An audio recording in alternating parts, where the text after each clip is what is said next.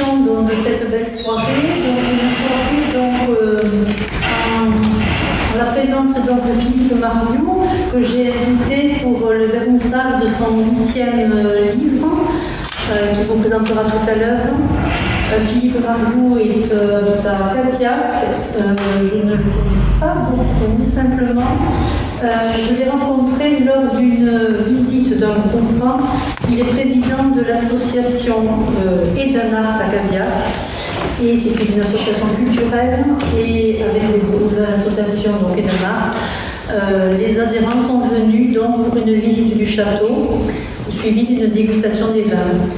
C'est quelque chose que nous faisons assez régulièrement. Nous avons le plaisir d'ouvrir le château, qui est un lieu privé, qui appartient donc à ma famille. Je suis donc Marie-Christine, la 8e génération propriétaire du château. Donc nous sommes propriétaires depuis 1793.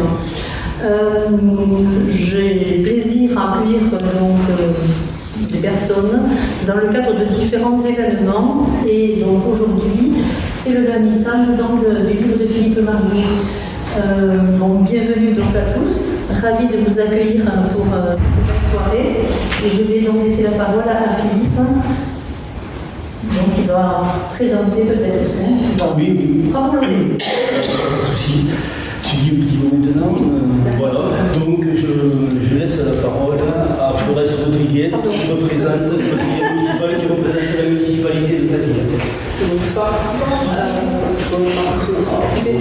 C'est même plusieurs casquettes, puisque une partie de ma famille, donc maternelle, est originaire de Sivens. Je suis aussi donc, habitante de Casillac. Je suis conseillère municipale et également correspondante sur le petit journal de l'Aude. Donc c'est aussi pour représenter le petit journal que je suis là ce soir. Et bien sûr pour soutenir Philippe, qui, comme l'a dit Madame Vivienne, je suis également aussi adhérente à l'association Edenart. Et nous étions venus visiter votre magnifique château. Parce que je passais un très agréable moment et une très belle visite. Et, je vous en remercie. C'est une visite qui est faite lorsque nous accueillons des groupes. Donc juste un mot, si ça peut intéresser certaines personnes de nous solliciter pour une visite du château. Ce sont des groupes à partir de 8 personnes. La visite est commentée par ma maman.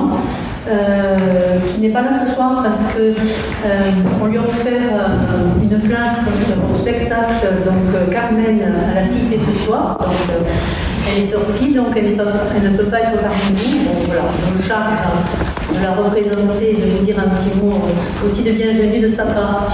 Donc c'est maman qui anime, qui commente donc, toute l'histoire du château, qui est fort intéressante. Donc oui, voilà, c'est maman qui vous avait poursuivi, et moi aussi pour la partie plus conviviale et festive autour d'une dégustation des vins pourris. Donc en tant qu'adhérente et en tant que conseillère municipale, je vous remercie vraiment d'être ici ce soir parce qu'en ces temps troublés, en ces temps où la culture est malmenée, je pense que c'est important d'être ici ce soir parce que pour montrer vraiment l'importance qu'elle a pour nous. Parce que c'est un éveil de l'esprit, un éveil du cœur vers les autres. Merci Philippe. Merci à toi.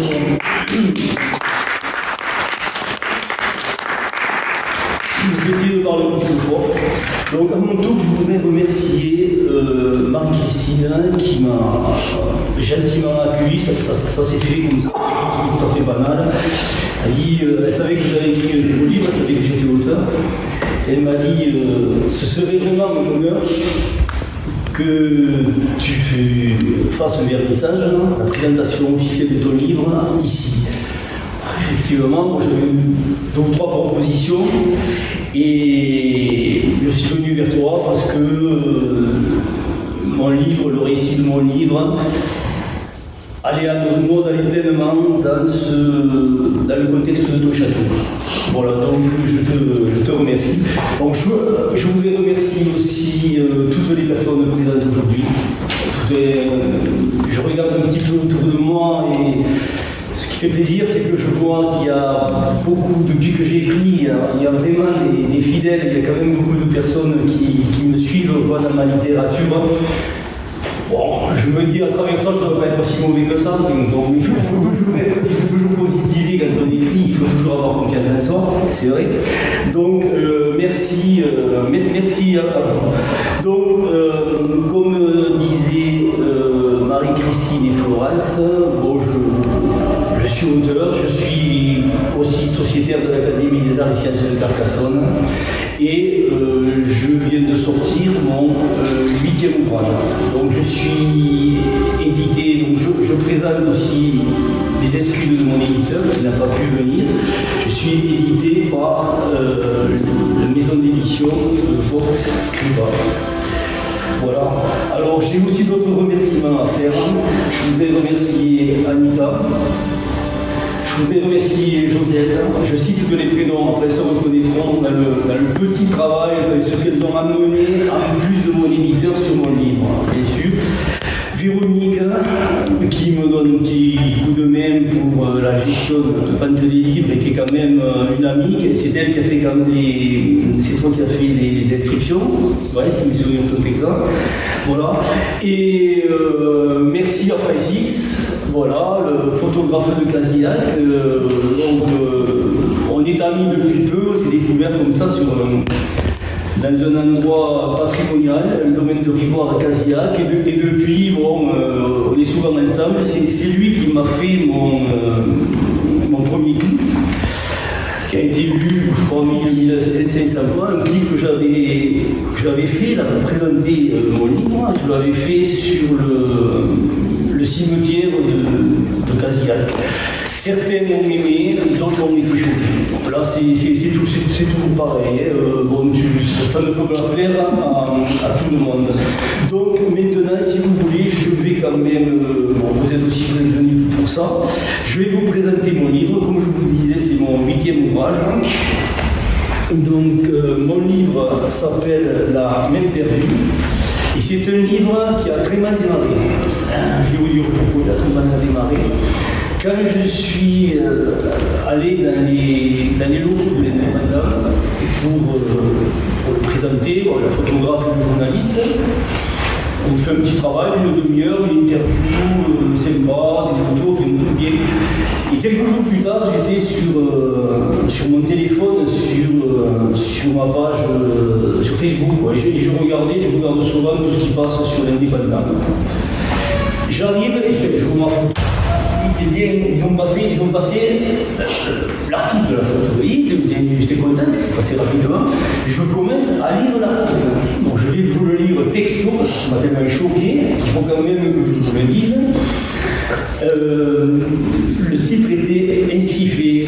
Philippe Mariou, sociétaire de l'Académie des Arts et des Sciences de Carcassonne, vient de publier, écoutez bien, un roman d'amour dont la frontière se situe entre 50 nuances de degrés et la vie d'Adèle. Donc d'entrée, voilà. Alors, ok, alors que j'ai regardé, j'ai dit, putain, mais ça m'avait foutre, vraiment. Je me suis dit, mais ils n'ont pas lu le bouquin, ouais. Alors, d'entrée, bon, disons-le, ouais. Bon, voilà, d'entrée, bon, voilà, Mario a écrit le bouquin érotique, c'est bon. Il a laissé le patrimoine, il a laissé du cimetière, il est passé. Ouais, bon, voilà, donc on pouvait se poser, bon, les gens qui me lisent, qui vraiment me connaissent, m'ont posé beaucoup de questions. Et je sais que quand je suis allé chez Brito amener mon livre, et que je suis allé aussi à la maison de la presse, quand je suis rentré, bon, le responsable du rayon livre, enfin, quelques personnes qui me connaissaient, dès qu'ils m'ont vu, je les vois avec un grand sourire, je dis aïe aïe aïe, qu'est-ce qu'ils vont me dire? Je sentais qu'il y avait quelque chose qui allait se passer. Et effectivement, bon, mais Philippe, je ne savais pas que tu avais écrit un livre poker, bon, voilà, donc il a fallu que je m'explique un petit peu, maison de la presse pareil. Sur les réseaux sociaux, excusez-moi l'expression, mais il y a quelqu'un qui s'est quand même permis de modifier le titre de mon livre. Mon livre qui s'appelle La main perdue, la main haut, on voyait le reste. Voilà, je vais vous dire pourquoi, parce que derrière il y a un numérotique. Voilà, donc maintenant je vais vous parler de l'ouvrage comme je l'ai fait et je vais en parler aussi avec les retours que j'ai eus parce qu'il n'y a que du positif par contre. Hein. Je ne vais pas vous faire peur et quand même je n'ai pas fait n'importe quoi, loin de là. Je sais que dans l'assistance il y a des personnes qui l'ont lu et qui m'ont dit c'est un livre très vivant, il y a beaucoup de dialogues. Et il y a 280 pages quand même, bon, je fais ça en 7 mois, il y a 7 mois de travail dessus, il y a quand même des recherches. L'action de ce livre se passe dans les Pyrénées-Atlantiques, à Pau, et a pour décor les Pyrénées, la chaîne des Pyrénées, les Pyrénées du Midi. Et une maison, j'ai conçu un couvent qui a été par la suite transformé en hôtel particulier, en grande maison de luxe, quoi. Et l'histoire de ce roman, c'est l'histoire de deux jeunes femmes. La première est noire et la seconde est de type européen. Voilà. Et elles ont une vingtaine d'années et elles évoluent dans la société des années 50, du milieu des années 50, qui était une société assez difficile, une société où il y avait quand même beaucoup de tabous. Et donc, je ne veux pas vous parler de mon livre de A à Z, je vais vous donner simplement les grandes lignes, parce qu'à la sortie vous allez me dire, bon, mais votre livre, bon, ok, on ne l'achète pas, bon, mais là, tu nous as tout dit, c'est bon, c'est pas le but, c'est que vous découvriez exactement le travail que j'ai fait. Un gros travail de dialogue, il y a un gros travail de dialogue. Et pour ceux qui ont l'habitude de me lire, vous savez que j'aime rendre hommage à la femme à travers les générations. Alors dans ce livre, ma philosophie de la femme, c'est une femme libre et une femme libérée. La femme comme elle doit être. Voilà. On voit, en suivant l'actualité, dans certains pays, on voit des femmes qui se battent, qui se battent pour ressembler à des femmes. On voit des personnes qui sont prêtes à se faire tuer, des femmes qui sont prêtes à se faire tuer pour revendiquer l'esprit, dire oui, je suis une femme, je suis belle, je veux montrer mes cheveux. La femme grillagée, c'est plus possible. Ce qui se passe, si vous voulez, c'est. Il y a une chanson qui est formidable, sur la femme.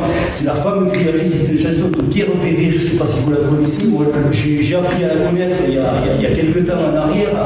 Et j'ai trouvé avec la verve, avec l'humour de ce grand personnage, de ce grand chanteur qui est Pierre Perret, qui a su prendre des positions tout en faisant rire, voilà, disons-le, quoi, hein, voilà. Et je pense que pour nous tous ici, aujourd'hui, l'image de la femme, c'est la vision. Je me situe toujours dans j'étais tout gamin, quoi. Dans le contexte des années 70. Moi, je vois une voiture caravelle avec une jeune femme blonde au volant, au bord d'une plage, les cheveux au vent, en roulant comme ça, la tête libre, ça me pensait à des tabous, à autre chose. Voilà un petit peu pour moi ce qu'est la vision de la femme. Et à travers ce livre, j'ai essayé de la mettre en valeur. Voilà. Donc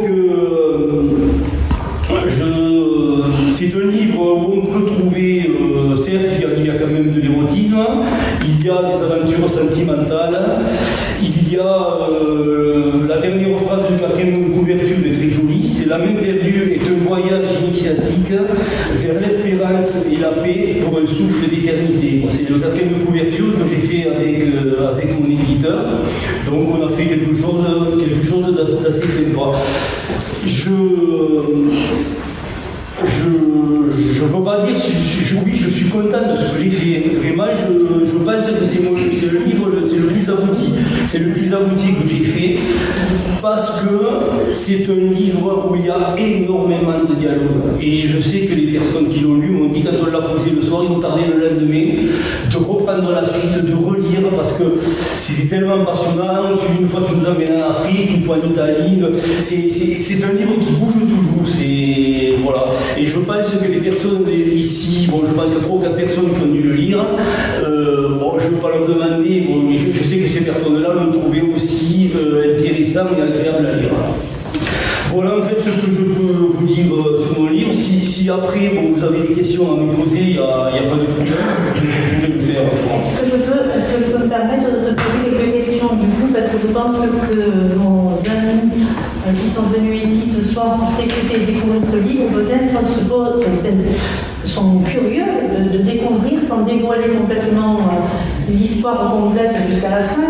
Mais ces 2 femmes dont tu parlais, finalement, je n'ai pas lu le livre, qu'est-ce qui leur arrive, qu'est-ce qui se passe? Est-ce que tu peux, juste pour donner envie aux personnes de l'acheter et de le lire? Ces 2 personnes qui se découvrent, à l'époque, c'est 1954, quand elles se connaissent, elles tombent follement amoureuses.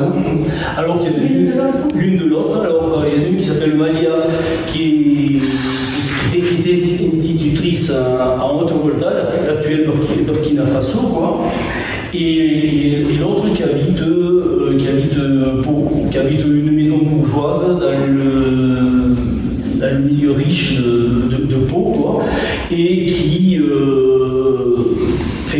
est très volage, pas simplement volage, je parle pas uniquement de contexte sexuel, je dis volage dans sa vie, qui a envie de tout découvrir. Elle est jeune et de tout découvrir le plus vite possible. Et voilà, et en plus, elle fait la rencontre de cette jeune femme, et à partir de là se crée une histoire. Je la mets un petit peu en avant dans un contexte. Non, mais le problème, si je parle de mon livre, je vois pas les choses. Voilà. Moi, je vous ai mis à peu près. Bon, ce serait un bouquet sur les Pyrénées orientales, je peux citer la cité de Carcassonne, mais il n'y a pas trop de secrets. Alors là c'est quasiment de l'inédit, c'est un roman inédit. Donc c'est toute la France pour aller à l'étranger. Ouais. Je vais essayer de l'écouter. Et donc ensuite elle revient avec cette dénommée Malia, elle revient en France, elle se met ensemble. Et comme cette Malia était institutrice dans la Haute-Volta, quoi, donc elle cherche un poste d'enseignant sur Pau. Alors quand elle va se présenter, bon, elle est heurtée bien entendu à des gros problèmes de racisme et tout. Bon, et donc je mets un petit peu tous ces clivages en avant par rapport aussi bien de l'acceptation de la jeune femme blanche en Afrique que de la jeune femme noire en métropole, puisque bon, la Haute-Volta était un territoire français quand même à l'époque, il ne faut quand même pas l'oublier. C'était les pères blancs, c'était les traditions, voilà. Donc je parle un petit peu de. Voilà, mais si vous avez d'autres questions à me poser, voilà. Bon, mais voilà. Donc je continue. Donc je voudrais demander à Colette de venir près de moi. Voilà, Colette, c'est ma cousine. Voilà, donc je vais te demander de dire quelque chose. C'est un live.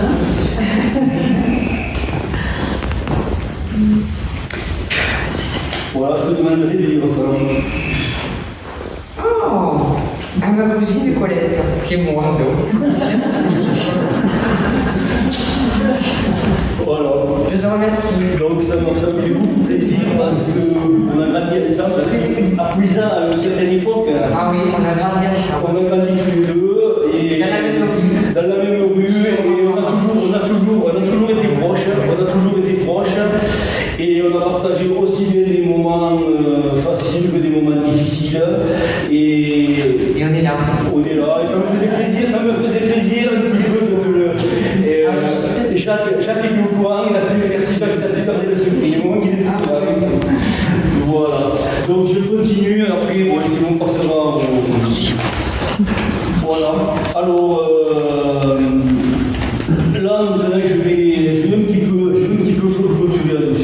une dernière fois pour vous remercier tous, parce que pour moi c'est quand même un honneur, c'est vraiment important que vous soyez aujourd'hui avec moi. Vous savez, être auteur, écrire des livres, ça se fait, bon, je ne dirais pas que c'est facile, mais ça se fait, mais il faut toujours tendre la main vers les gens qui sont avec vous. Moi, je m'en rends compte, il y a énormément de temps que je suis sur le terrain, que je suis dans des salons du livre, que je fais des dédicaces privées et tout, et il faut toujours aller vers les gens, il faut toujours être gentil, il faut toujours être souriant. Moi, je connais autour de moi, bon, je citerai personne, je n'en ai pas le droit et puis je n'en ai pas envie, je ne suis pas là pour faire de la délation. Je connais des personnes qui ont écrit un ou deux livres comme ça et qui du jour au lendemain sont partis en